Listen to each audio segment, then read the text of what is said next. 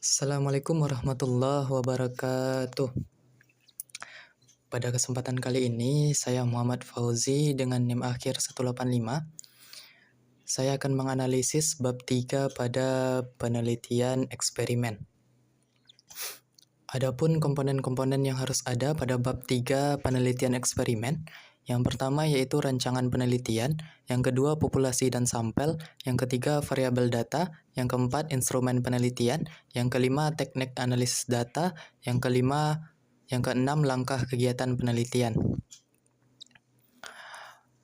Yang pertama yaitu rancangan penelitian. Penelitian yang akan dilakukan oleh peneliti adalah penelitian yang berbentuk data kuantitatif dengan desain kuasi eksperimen. Sedangkan lokasi penelitian ini adalah bertempat di SDN 1 Ramanaji. Yang kedua yaitu populasi dan sampel.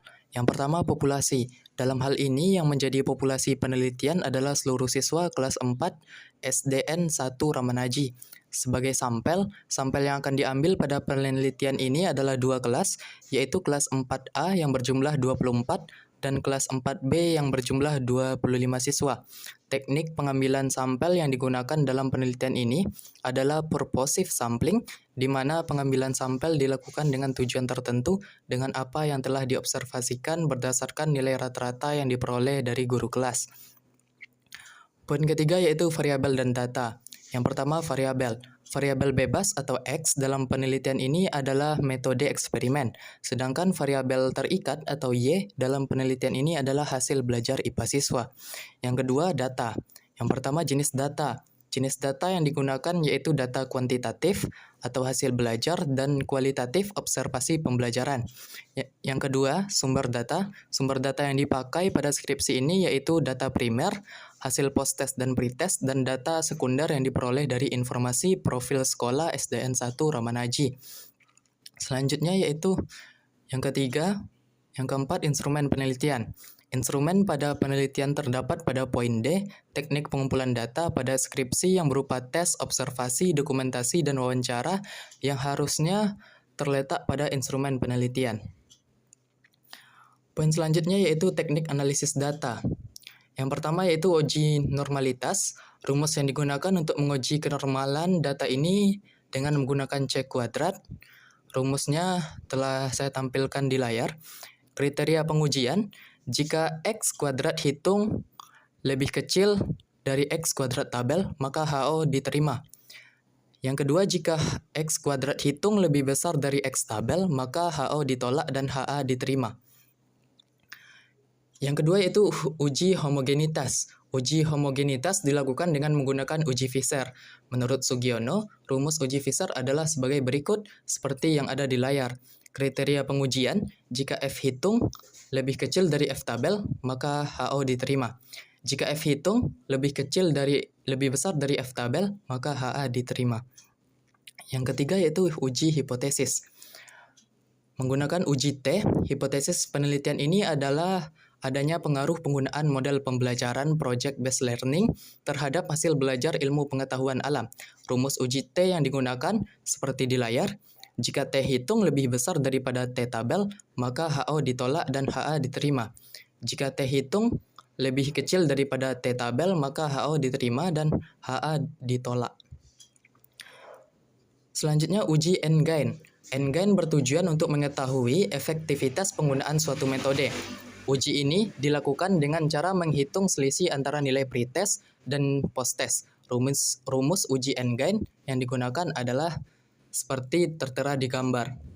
Keterangan, skor ideal adalah nilai maksimal yang diperoleh. Selanjutnya yaitu langkah penelitian. Pada skripsi ini tidak ada mencantumkan langkah penelitian yang harusnya disertakan seperti tahap persiapan, tahap perencanaan, tahap pelaksanaan penelitian, tahap pengumpulan data, tahap analisis data, dan tahap penyimpulan dan pelaporan. Poin selanjutnya yaitu kelebihan bab 3 dari skripsi ini. Yang pertama, metode yang tepat dan relevan. Penelitian menggunakan desain kuasi eksperimental dengan kontrol grup pretest post-test design. Desain ini efektif untuk melihat pengaruh metode eksperimen terhadap hasil belajar siswa secara terukur.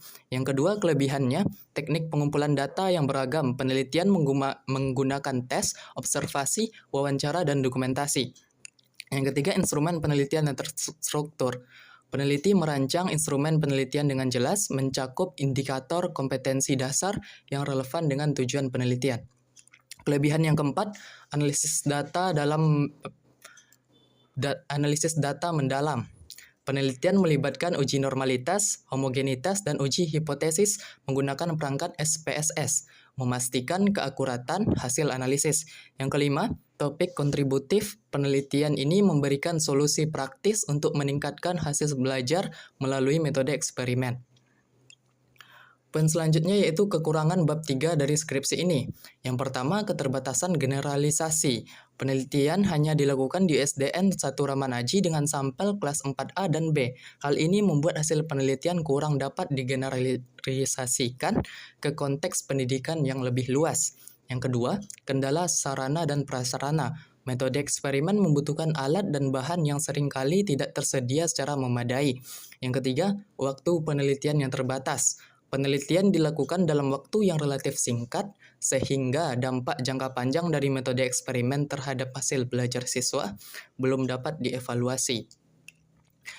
Kekurangan yang keempat yaitu fokus pada ranah kognitif. Hasil belajar yang diukur lebih banyak berfokus pada aspek kognitif, sementara aspek afektif dan psikomotor kurang dieksplorisasi secara mendalam. Yang kelima, kompleksitas dalam pelaksanaan.